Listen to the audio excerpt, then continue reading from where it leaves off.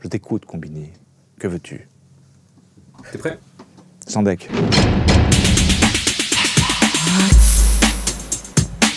T'es né où et quand? Je suis né à Paris 15e, le 23 novembre 1966. J'ai rien fait, je suis pas coupable. C'est quoi tes origines? Je suis parisien, hein. Parigot, tête de veau, parisien, tête de chien. Je fais la gueule, je râle pour tout, je suis jamais content, je suis snob et je vous emmerde. T'écoutais quoi comme musique quand t'étais petit? Moi, j'ai grandi avec mon père qui faisait des claquettes 24 heures sur 24 et j'avais la chambre en dessous et j'entendais toute la soirée. Mais le premier disque que j'ai acheté, c'était un disque de Sylvester et qui faisait You make me feel mighty real. T'as combien de frères et sœurs? J'ai un frère et une sœur. Mon frère s'appelle Mathias Crochon, a.k.a. Rockin' Squad du groupe Assassin. Et ma sœur, c'est Cécile Crochon aussi, parce que je suis le seul Cassel de la famille, mais qui s'appelle Holy Seas. Pourquoi t'as gardé le nom Cassel? Mon père avait changé. Moi, je me suis appelé Crochon dit Cassel pendant très longtemps. À l'école, j'ai très vite compris que Cassel, c'était mieux que Crochon quand même. Et puis, il y a eu le 11 septembre. Et depuis le 11 septembre et les passeports biométriques, en fait, tu n'as plus le droit d'avoir ton alias sur ton passeport. Et du coup, dès que j'étais à l'étranger, on m'appelait Crochon. Je dis non, ça va pas le faire. Du coup, j'ai fait une procédure qui m'a duré à peu près 6 mois, qui m'a coûté une blinde. Et je suis le premier Cassel de la famille avec mes enfants. T'avais quoi comme poster dans ta chambre? La fièvre du samedi soir. Et quand j'ai vu La fièvre du samedi soir plus tard, en fait, je me suis rendu compte que c'était un film complètement dépressif. Le film était plus deep que l'idée que je m'en faisais à l'époque, quand j'étais en train de m'habiller en blanc, à mettre le doigt en l'air.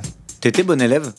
Nul. J'étais un élève complètement nul. Je me suis fait virer de tous les pensionnats dans lesquels j'ai été. Et je me rappelle un où je me suis fait virer comme motif, joue avec les nerfs de son entourage. Et je me suis dit, peut-être que je devrais être acteur finalement. C'est quoi ton premier film? Putain. Les cigognes n'en font qu'à leur tête, ça s'appelait. Et je faisais un mec en prison. Déjà. T'étais stressé sur le plateau?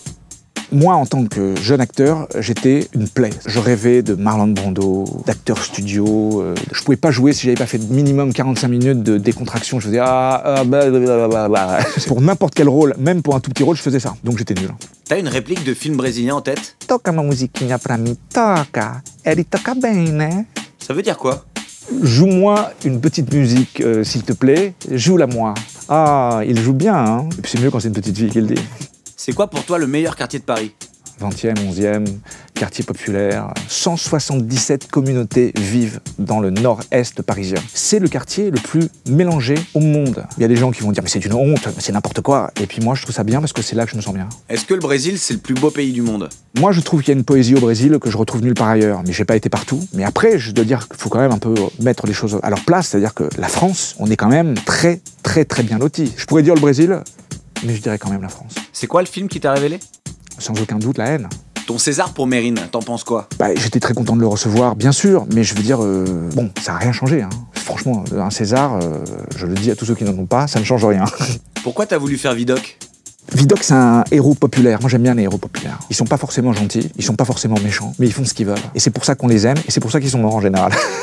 Tu faisais quoi avant cette interview? Un cours de crossfit, parce que, passé un certain âge, il faut entretenir la machine. Là. Et tu vas faire quoi après? Rejoindre ma douce épouse, et ça ne vous regarde pas.